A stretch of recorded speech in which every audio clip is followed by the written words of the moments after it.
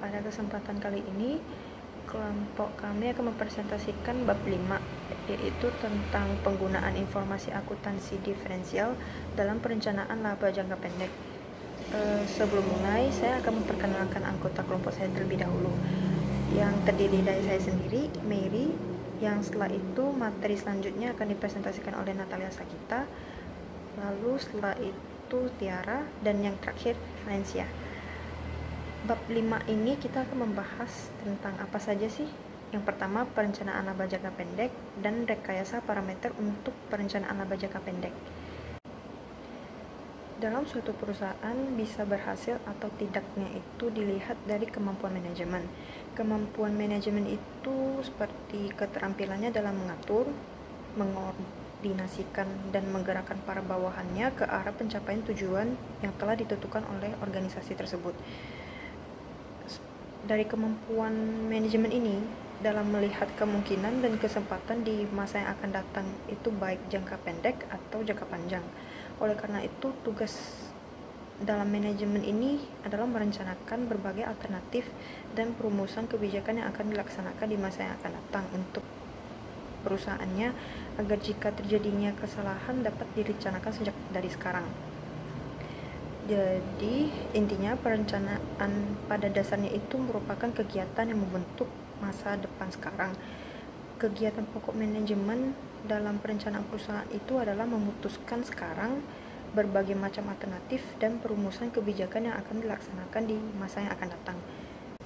Yang selanjutnya, jika ingin menilai berhasil atau tidaknya manajemen dalam suatu perusahaan itu adalah dengan laba yang diperoleh perusahaan.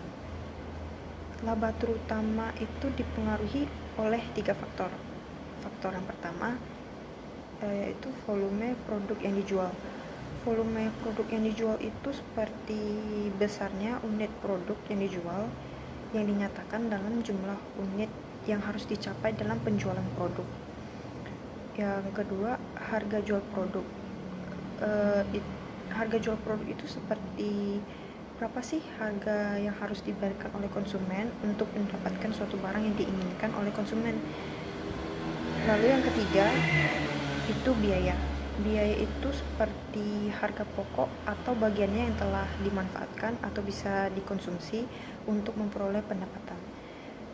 Jadi kesimpulannya itu biaya yang menentukan harga jual untuk mencapai tingkat laba yang dikehendaki.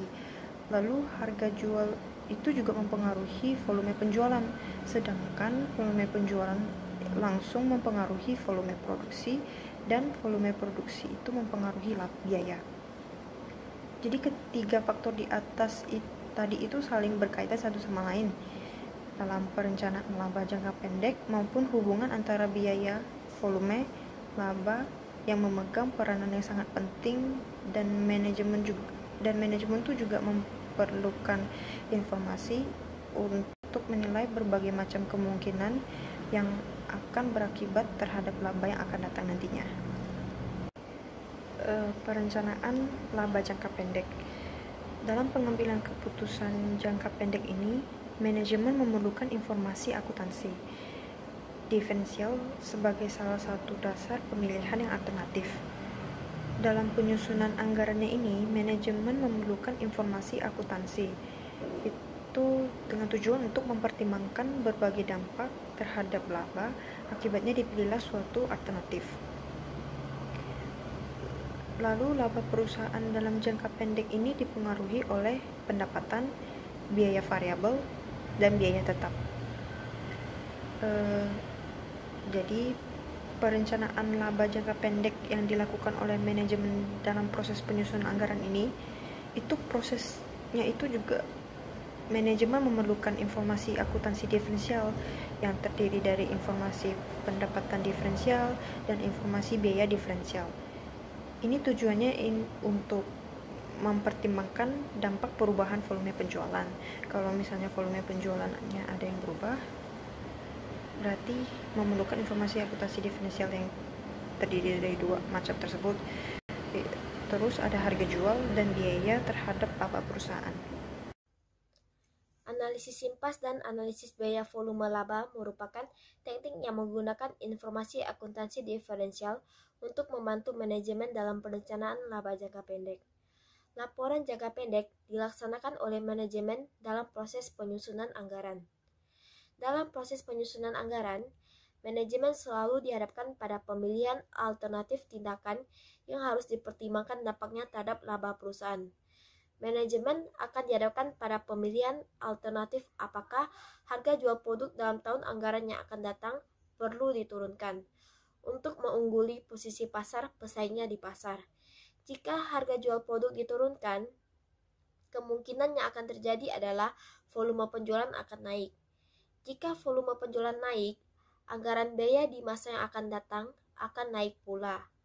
Untuk dapat memilih alternatif penurunan harga jual produk, manajemen memerlukan informasi dampak perubahan harga jual produk, volume penjualan, dan biaya terhadap laba perusahaan dalam tahun anggaran yang akan datang. Dalam proses penyusunan anggaran induk perusahaan, laporan laba rugi yang disusun dengan metode variable costing sangat membantu manajemen puncak dalam mempertimbangkan berbagai usulan kegiatan yang diajukan oleh manajemen menengah. Karena pengambilan keputusan jangka pendek umumnya menyangkut atau mengakibatkan penambahan atau pengurangan volume kegiatan, maka informasi biaya yang dipisahkan menurut perilakunya dalam hubungannya dengan perubahan volume kegiatan akan sangat membantu manajemen. Dari laporan laba rugi yang disusun menurut metode variable costing, manajemen dapat memperoleh berbagai parameter atau gambaran sesuatu dalam bentuk angka, yaitu yang pertama, impas atau break even, yang kedua, margin of safety, yang ketiga, shutdown point, yang keempat, degree of operating leverage, yang kelima, laba kontribusi per unit. Dalam mengikuti uraian pemanfaatan parameter ini, disarankan jangan mempedulikan rumus perhitungannya. Uraian rinci perhitungan berbagai parameter tersebut disajikan setelah uraian mengenai perencanaan jangka pendek. Impas atau break even merupakan keadaan suatu usaha yang tidak memperoleh laba dan tidak menderita rugi. Dengan kata lain, suatu usaha dikatakan impas jika jumlah pendapatan sama dengan jumlah biaya, atau apabila laba kontribusi hanya dapat digunakan untuk menutup biaya tetap saja. Impas merupakan informasi yang dapat digunakan oleh manajemen untuk memperoleh gambaran batas bawah pendapatan yang harus dicapai agar dalam tahun anggaran yang akan datang, perusahaan tidak mengalami kerugian. Dalam proses perencanaan laba jangka pendek, manajemen memerlukan informasi impas untuk mempertimbangkan berbagai usulan kegiatan. Usulan kegiatan dihitung dampaknya terhadap pendapatan dan biaya. Pendapatan diferensial dan biaya diferensial ini berpengaruh terhadap impas. Suatu usulan kegiatan yang mengakibatkan turunnya impas akan lebih menarik manajemen jika dibandingkan dengan yang mengakibatkan kenaikan impas. Karena semakin rendah impas, berarti semakin besar kemungkinan perusahaan memperoleh kesempatan untuk mendapatkan laba. Margin of safety adalah perbedaan antara nilai intrinsik suatu saham dan harga pasarnya. Definisi lain, dalam analisis titik impas dari disiplin akuntansi, margin keselamatan adalah seberapa banyak tingkat output atau penjualan dapat jatuh sebelum bisnis mencapai titik impasnya. Lalu, dari target pendapatan penjualan, manajemen memerlukan informasi berupa jumlah maksimum penurunan target pendapatan penjualan boleh terjadi, agar penurunan tersebut tidak mengakibatkan perusahaan menderita kerugian. Semakin besar kesempatan perusahaan untuk memperoleh laba, sebaliknya semakin kecil margin of safety, semakin rawan perusahaan tersebut terhadap penurunan target pendapatan penjualan. Baik, saya akan melanjutkan presentasi dari Natalia Sagita, yaitu titik penutupan usaha atau shutdown point, yang berarti salah satu pembahasan dalam teori biaya produksi yang membahas mengenai kapan sebuah bisnis harus ditutup atau dihentikan. Setiap perusahaan tentu menginginkan keuntungan. Perlu juga diingat bahwa asumsi yang digunakan masih sama, yaitu shutdown point pada pasar persaingan sempurna. Degree of operating leverage atau derajat leverage operasi atau disingkat lagi dengan DOL atau DOL adalah suatu indikator yang mengukur seberapa besar pendapatan operasional perusahaan akan berubah sebagai respons terhadap perubahan penjualan. Dalam proses penyusunan anggaran, berbagai usulan kegiatan yang diajukan oleh manajemen menengah dihitung dampaknya terhadap pendapatan dan biaya. Perubahan pendapatan dan biaya yang diperkirakan akan terjadi tersebut kemudian dipertimbangkan dampaknya terhadap berbagai parameter seperti impas, margin of safety, shutdown point, dan degree of operating leverage. Berbagai parameter tersebutlah yang kemudian menjadi dasar pertimbangan penting dalam memutuskan pemilihan usulan kegiatan. Laba kontribusi per unit. Dalam perusahaan yang menghasilkan lebih dari satu macam produk, jika informasi laba kontribusi per unit ini dihubungkan dengan penggunaan sumber daya yang langka atau scarce research, manajemen akan memperoleh informasi kemampuan berbagai macam produk untuk menghasilkan laba. Informasi ini memberikan landasan bagi manajemen dalam pemilihan produk yang mampu menghasilkan laba tertinggi dalam memanfaatkan sumber daya yang langka. Perencanaan laba jangka pendek dan informasi akuntansi diferensiasi yang diperlukan. Pada gambar tersebut dapat diketahui pendapatan diferensial dan biaya diferensial tersebut diperlukan oleh manajemen untuk mengetahui dampak usulan anggaran tersebut terhadap laba yang akan diperoleh perusahaan dalam tahun anggaran yang akan datang. Nah, untuk memenuhi kebutuhan informasi tersebut, teknik analisis biaya volume laba atau cost volume profit analysis dapat memberikan bantuan bagi manajemen dalam mempertimbangkan dampak terhadap laba bersih setiap usulan kegiatan yang diajukan. Dan pada kerangka ini, menggambarkan bagaimana proses perencanaan laba pendek dan informasi akuntansi diferensial yang diperlukan untuk analisis biaya volume laba. Jadi, di kerangka ini semuanya saling berkaitan satu sama lain. Saya akan melanjutkan dari presentasi Tiara. Ada dua cara untuk menentukan impas. Yang pertama, pendekatan teknik persamaan. Adalah metode berdasarkan pada pendekatan laporan laba rugi. Penentuan break even atau impas dengan teknik persamaan dilakukan dengan mendasarkan pada persamaan pendapatan sama dengan biaya ditambah laba.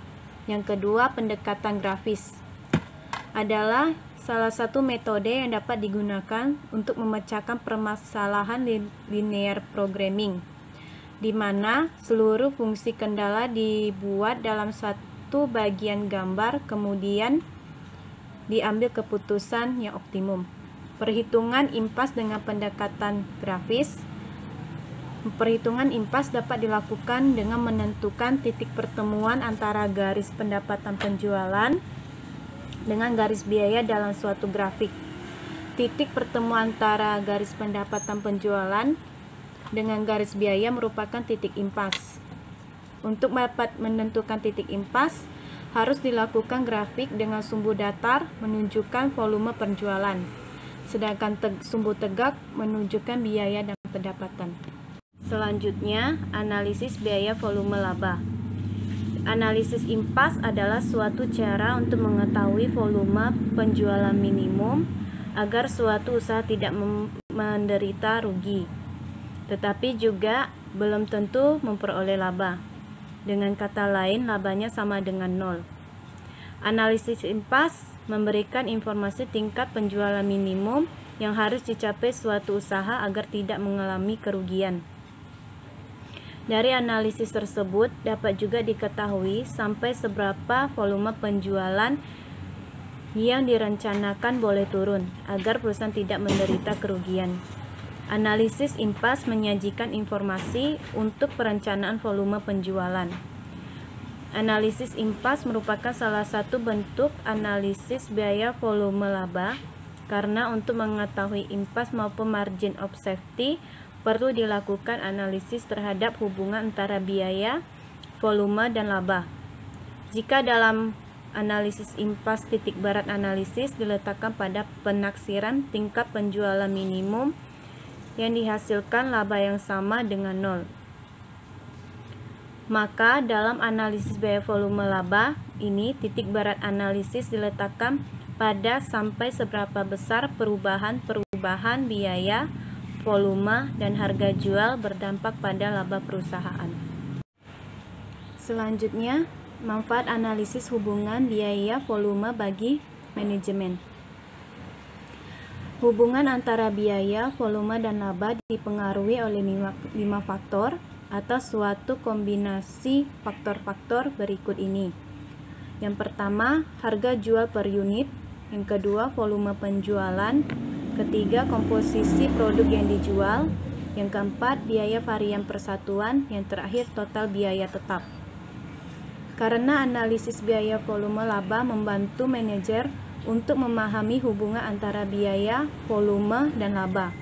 Alat ini sangat berguna dalam proses pembuatan keputusan, termasuk produk apa yang akan dibuat atau dijual, bagaimanakah kebijakan penentuan harganya, apakah strategi pemasaran yang digunakan, tipe fasilitas produksi apa yang diperlukan agar perencanaan laba perusahaan dapat efektif.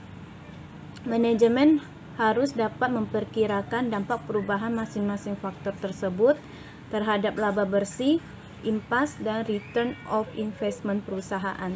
Sekian presentasi kami. Terima kasih.